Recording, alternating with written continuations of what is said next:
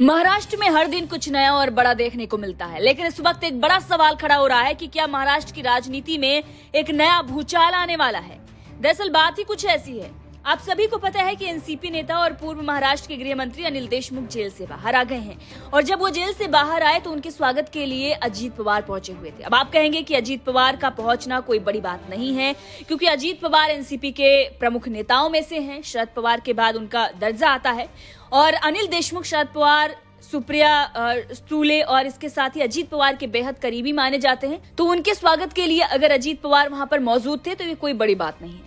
अब आपको बता दें कि मौजूदगी की बात नहीं है, जिस विमान से वो वहां पर मौजूद थे, यानी कि जिस विमान से वहां पर पहुंचे हुए थे, ये चर्चाएं शुरू हुई हैं। और बात ये है, मुद्दा ये है, दरअसल ये विमान राज्य सरकार के द्वारा उन्हें दिया गया था। शिंदे सरकार ने उन्हें ये विमान मुहैया कराया था, जिसके बाद से ही चर्चाएं शुरू हो गई हैं। अब जब इस पर सवाल पूछा गया कि क्या शिंदे और भाजपा सरकार ने जूनियर पवार को ये सिर्फ और सिर्फ शिष्टाचार के तहत दिया या फिर बात कुछ और है, तो इस पर क्या कुछ जवाब आया पवार का, वो भी आपको सुनाएंगे। लेकिन चर्चाएं जो शुरू हुई उसके बाद थोड़ा दर्द उद्धव ठाकरे को तो जरूर हुआ होगा।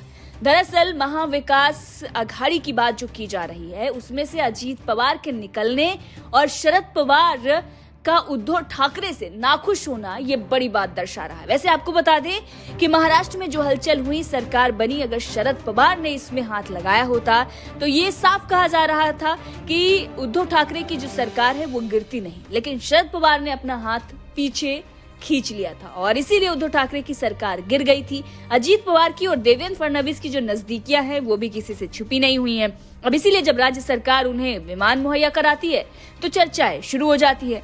अब इस पर जब अजीत पवार से सवाल पूछा गया तो उन्होंने तो ताल मटोल कर दिया और उन्होंने ये कह दिया कि मैंने मुख्यमंत्री एकनाथ शिंदे से एक दिन के लिए व्यापार सलाहकार समिति की बैठक को स्थगित करने का अनुरोध किया था। इसके बाद उन्होंने इस पर कारण पूछा तो मैंने ये बताया कि मुझे अनिल देशमुख से मिलने जाना है, तो उन्होंने कहा कि स्थगित नहीं करेंगे, लेकिन हाँ थोड़ा आगे बढ़ा देंगे और दिन में ही मुझे सरकारी हवाई जहाज से मुंबई भेजने के लिए भी बोल दिया था। यानी कि सिर्फ और सिर्फ एक मीटिंग के लिए ये हवाई जहाज उन्हें मुहैया कराया गया था ताकि वो अनिल देशमुख से मिलने भी पहुंच जाएं और मीटिंग जो है वो स्थगित ना हो।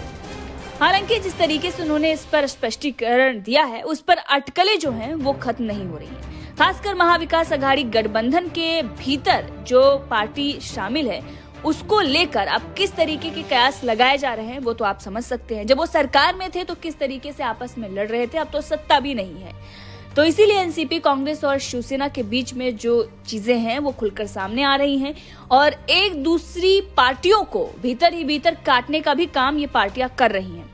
अब आपको बता दें कि यहाँ पर 2019 का जो वाकया था वो हम भूल नहीं सकते, जब पवार ने एमबीए को छोड़कर बीजेपी का दामन थाम लिया था। फडणवीस सीएम बने थे और पवार डिप्टी सीएम के रूप में शपथ ले चुके थे। हालांकि सरकार ज्यादा दिन तक नहीं चली, लेकिन चर्चाएं जो हैं अब उसी के मद्देनजर शुरू हो गई।